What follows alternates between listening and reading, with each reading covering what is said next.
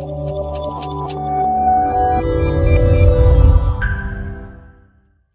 दोस्तों, मेरा नाम है डॉक्टर पराग दाशेटवार। मैं मैत्री हॉस्पिटल अत्तापुर में एज ए गैस्ट्रोएंटरोलॉजिस्ट काम करता हूँ।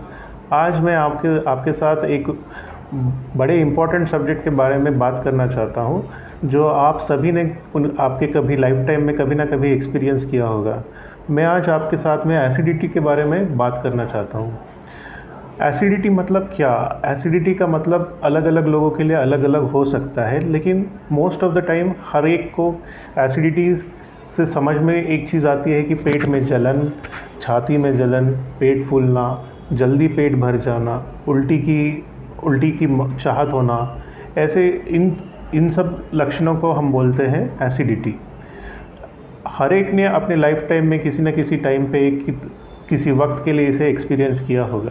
एक प्लेजेंट सेंसेशन नहीं होता है, आपको चैन नहीं मिलता उसके चलते, लेकिन कई बार ये अपने आप ठीक हो जाता है कभी। लेकिन ये एसिडिटी होती क्यों है? एसिडिटी होने के कारण बहुत सारे होते हैं। एक सबसे इम्पोर्टेंट कारण ये होता है कि आपके खाने पान में कोई चेंज आना। आप कहीं बाहर का खाना ज़्यादा खा रहे हैं, तला हुआ स्पाइसी खाना ज़्यादा खा रहे हैं, चाय कॉफ़ी ज़्यादा पी रहे हैं, कोल्ड ड्रिंक्स ज़्यादा ले रहे हैं, या चॉकलेट्स ज़्यादा खा रहे हैं। इन सब चीज़ों से एसिडिटी बढ़ जाती है और आपको तंग कर सकती है। लेकिन कई बार आप खाना पीना सुधार के अपने आप एसिडिटी कम हो जाती है।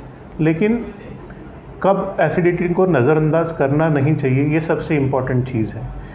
ख़ास करके आपको बहुत ज़्यादा तकलीफ़ होना, जिससे आप जैसे वेट लॉस हो जाना, खाने की बिल्कुल इच्छा न होना, उल्टियाँ हो शुरू हो जाना, या फिर पैखाने में खून आना, काले रंग के पैखाने हो जाना, ये अगर ऐसे आपको लक्षण दिखते हैं तो ये एक खतरे की घंटी हो सकती है।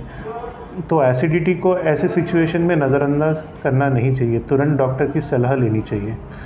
एसिडिटी के कारण क्या क्या होते हैं? एक तो पेट में अल्सर हो सकता है, पेट में हेलिकोबैक्टर पाइलोरी करके एक बैक्टीरिया होता है, उसका इन्फेक्शन हो सकता है, या आप किसी और बीमारी की दवाइयाँ ले रहे हैं, जैसे पेन किलर्स रही है, या कोई खून पतला होने की दवाइयाँ हैं, जिसके चलते आपको एसिडिटी के सिम्टम्स दिख सकते हैं।